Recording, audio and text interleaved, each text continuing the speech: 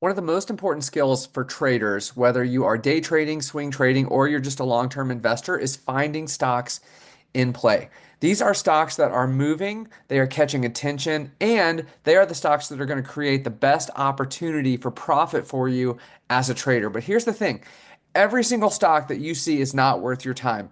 If you've ever been stuck trading something that barely moves, then you know exactly what I'm talking about. So today, what I'm going to do is I'm going to teach you how to identify stocks in play so that you can focus on the setups that actually matter and you can watch your win rate go up. So let's dive in.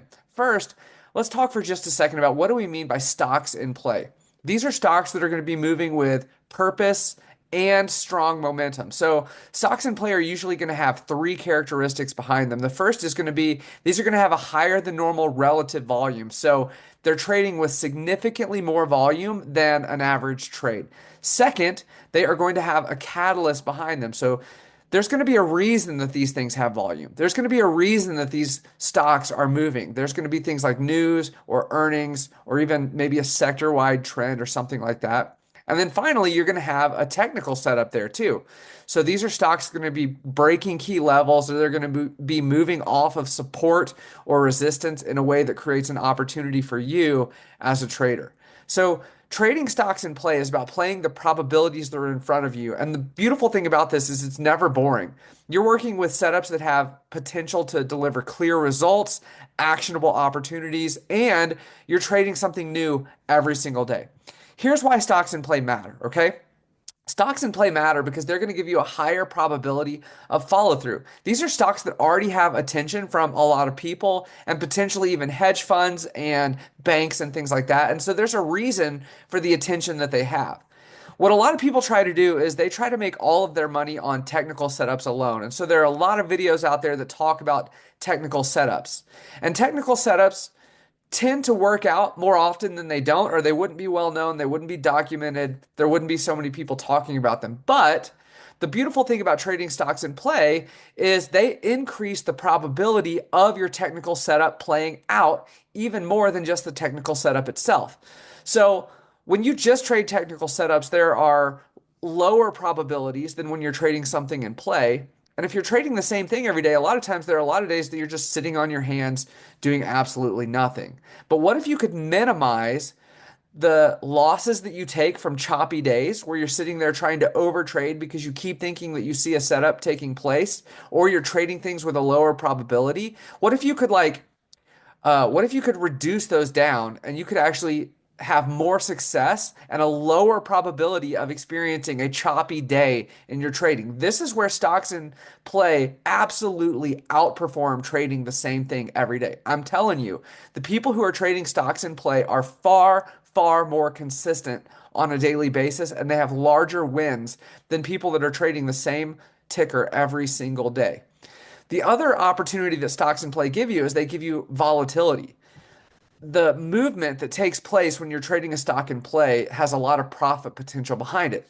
And so stocks in play have bigger moves than just a technical setup itself, and they're potentially going to pay better. This is something that's just true. So if you're trading stocks without these characteristics, you're essentially swimming against the current in a worst case scenario, or you're at least in flat water where you're having to put a lot more effort behind your trades because there's no current behind them. Why make it harder than it needs to be? Why would you not just jump onto the current and trade what's in play in front of you?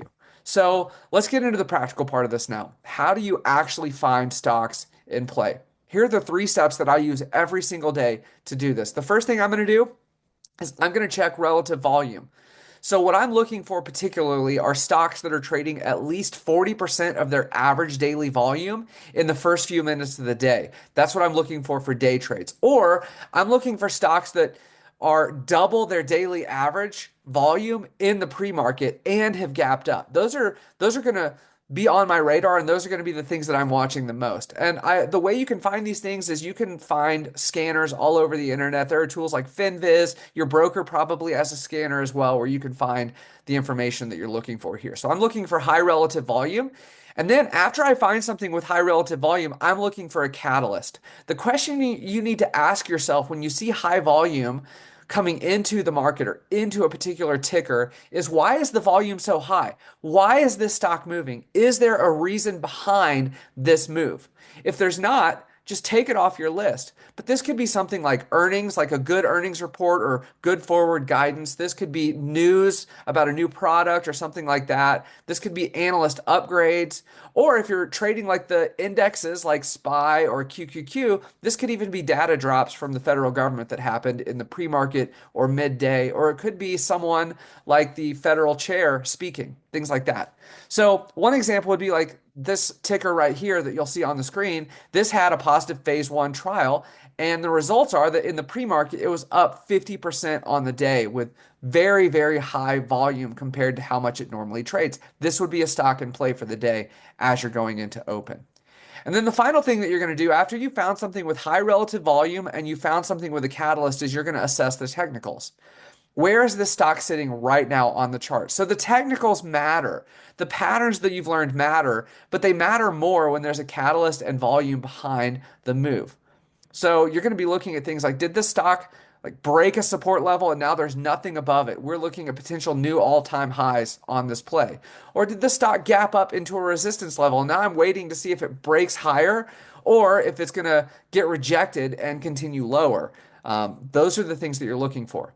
So another question you might ask is, where is this trading in relation to some of the key indicators that I used for my setup? So where's this trading in relationship to like the volume weighted average price or the 9 EMA?